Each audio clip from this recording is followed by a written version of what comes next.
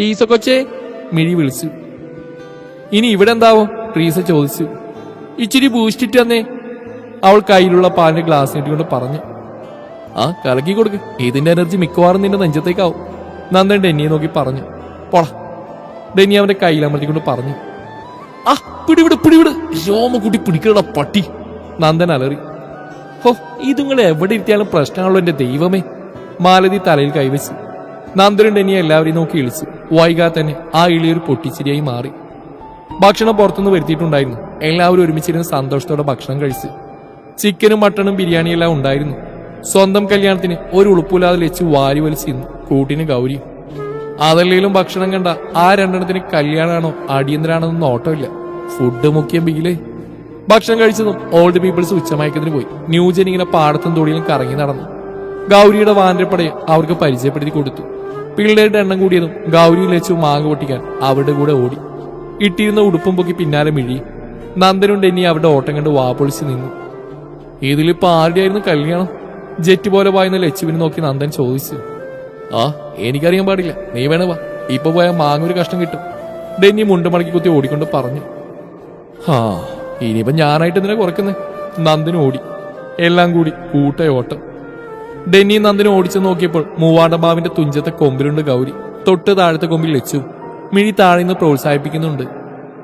D ഇറങ്ങടി, പോയിട്ടൊരു second പോലും ആയില്ല, അതിനുമുമ്പ് ഉച്ചയിലെത്തി. ഇതുങ്ങൾ എന്ത് ജന്മാണ് എന്റെ കർത്താവേ.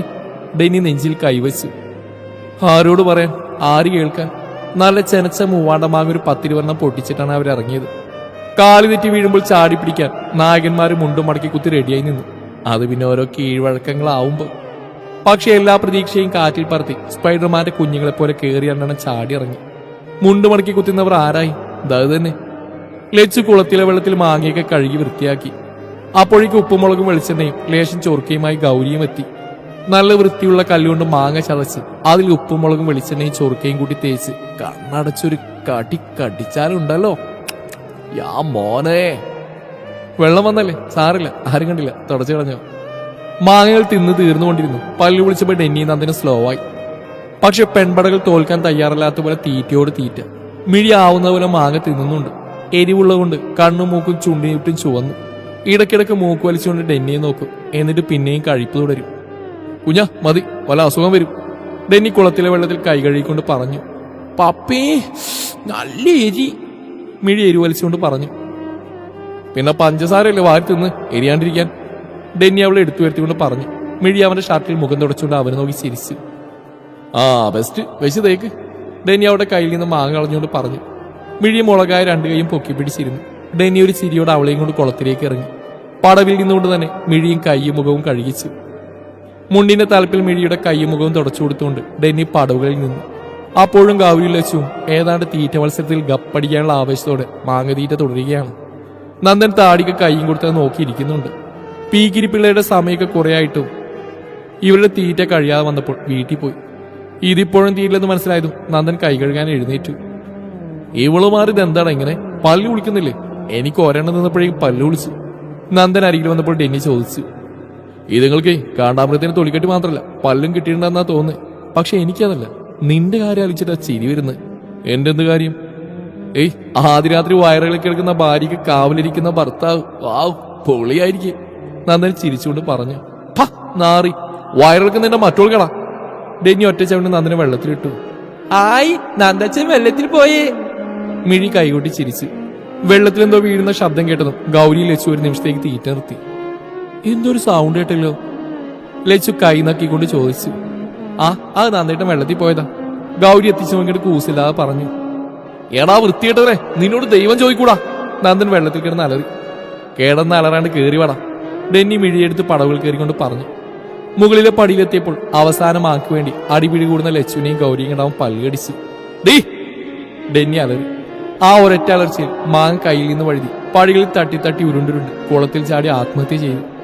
അവൾമാർ കടിച്ചു പറിക്കുന്നതെന്നല്ല, അത് തന്നെയാണ് തോന്നിക്കാണ്. പാവം കണ്ട കഷ്ടമുണ്ട് ടീച്ചായ, ലാസ്റ്റത്തെ ആയിരുന്നു, ലച്ചു വിഷമത്തോടെ പറഞ്ഞു.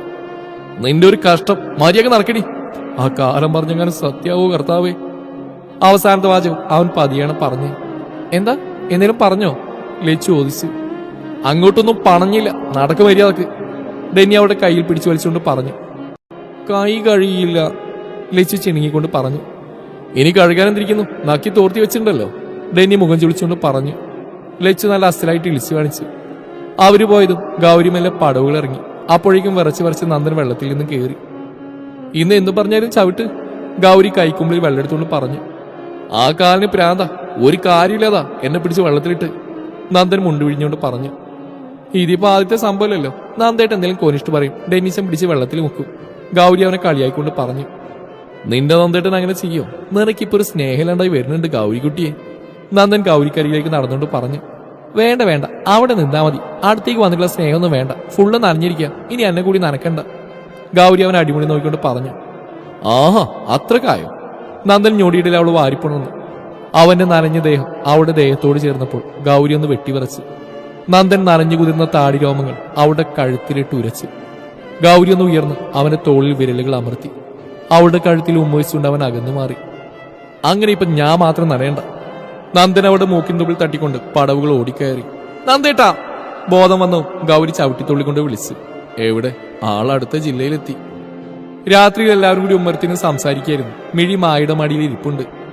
അല്ല, ഇനി നന്ദന്റെയും ഗൗരിയുടെ കാര്യം വെച്ച് നീട്ടണം. ഡെന്നി നന്ദനൊരു പ്രായമല്ലേ? മാലതി സംസാരത്തിന് തുടക്കം കുറിച്ചു. അത് കേട്ടത് ഗൗരി നാണത്തോടെ ലച്ചുവിന്റെ ദാവണത്തുമ്പിൽ പിടിച്ചു വലിച്ച് കളിച്ചു.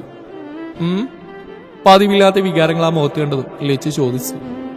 അല്ല, എന്റെ കല്യാണക്കാര്യം പറയാ, ഗൗരി നാണിച്ചുകൊണ്ട് പറഞ്ഞു. അതിന്? ലച്ചു അവളെ അടിമുടി നോക്കി. അല്ല, സാധാരണ ഇങ്ങനെയുള്ള സന്ദർഭങ്ങളിൽ പെൺകുട്ടികളെ നാണിക്കണ്ടേ? ഗൗരി നഖം കടിച്ചുകൊണ്ട് പറഞ്ഞു. ഓവറാക്കി ചളാക്കണ്ട, ലച്ചു തളർത്തി കളഞ്ഞു. വേണ്ട, ഗൗരി ഒന്ന് പുച്ഛിച്ചുകൊണ്ട് നന്ദന്റെ അടുത്തേക്ക് നിരങ്ങിയിരുന്നു. ഇവളിപ്പോ പഠിക്കല്ലേ, അത് കഴിഞ്ഞിട്ട് പോരെ? നന്ദൻ എല്ലാവരെയും നോക്കി ചോദിച്ചു. ഒടച്ചു കഞ്ഞിക്കലം, ഇയാളെ ഞാൻ, ഗൗരി പല്ലു കടിച്ച്. കല്യാണക്കാര്യം പറയുമ്പോ ഇവള് പഠിക്കണം എന്ന് പറഞ്ഞു മുടക്കും. എന്നാ പിന്നെ അങ്ങനെ ആവട്ടെ, ദാസിനും അഭിപ്രായത്തോട് യോജിച്ചു. മനുഷ്യ, മര്യാദക്ക് മാറ്റി പറഞ്ഞു, എനിക്കിപ്പോ കല്യാണം കഴിക്കണം, ഗൗരി നന്ദനോട് രഹസ്യമായി പറഞ്ഞു. നിനക്കല്ലേ പഠിക്കണമെന്ന് പറഞ്ഞു?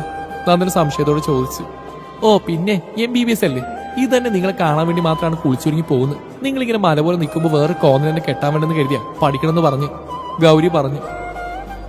ഇനിയിപ്പോ ഏതായാലും നിന്റെ കുട്ടികളെയൊക്കെ ഒന്ന് മാറട്ടെ, എന്നിട്ട് ആലോചിക്കാം, നന്ദൻ ഗൗരവത്തിൽ പറഞ്ഞു. നന്ദേട്ടാ, ഗൗരി ചിണുങ്ങി. ഒരു നന്ദേട്ടനുമില്ല, മിണ്ടായിരുന്നോ? നന്ദൻ പറഞ്ഞു. ഗൗരി മുഖം വീർപ്പിച്ചുകൊണ്ട് നീങ്ങിയിരുന്നു. എന്നാ പിന്നെ കിടക്കാൻ നോക്കി പിള്ളേരെ, നേരം കുറയായി, ട്രീസ് എഴുന്നേറ്റുകൊണ്ട് പറഞ്ഞു. അമ്മച്ചി, ഡെന്നി വിളിച്ചു. എന്താടാ? ഞാനിന്ന് എന്റെ ഭാര്യയുടെ കൂടെയാണ് കിടക്കുന്നത്, ഡെന്നി ചിരിച്ചുകൊണ്ട് പറഞ്ഞു. അതിന് ഞാനെന്ത് വേണം? ട്രീസ സംശയത്തോട് ചോദിച്ചു. അല്ല, ഇന്നലെ വരെ എന്നെ ഇവിടെ അടുത്തേക്ക് അടുപ്പിച്ചില്ലല്ലോ, ഇപ്പൊ കണ്ടോ, ദൈവന്റെ കൂടെ, ഡെന്നി ട്രീസയെ പുച്ഛിച്ചുകൊണ്ട് പറഞ്ഞു. ഓ, എന്റെ പൊന്നുമോന്റെ വർത്താനം കേട്ടാ തോന്നും നീ ഇത്രയും ദിവസം അവിടെ കൂടെയല്ല കിടന്നേന്ന്. ഇന്നലെ ഒരു ദിവസമല്ലേ മാറിക്കിടന്നുള്ളൂ, കൊഞ്ചാതെ എണീറ്റ് പോടാ, ട്രീസ പറഞ്ഞു.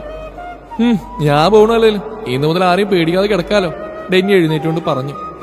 എന്നാ പിന്നെ ഞാനും കിടക്കാൻ പോവാ, വാ പപ്പേ, നമുക്ക് കേക്കാം, മിഴി എഴുന്നേറ്റുകൊണ്ട് പറഞ്ഞു.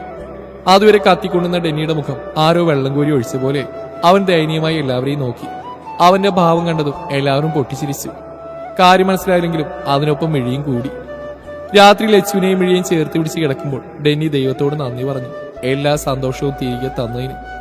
എന്നാൽ ആ സന്തോഷത്തെ തല്ലിക്കെടുത്താൻ 7 കടലുകൾക്ക് അപ്പുറത്തു നിന്നല്ലെങ്കിലും ഒരു സ്റ്റേറ്റിനപ്പുറത്ത് ഒരുത്തി പദ്ധതികൾ മെനഞ്ഞുകൊണ്ടിരുന്നു.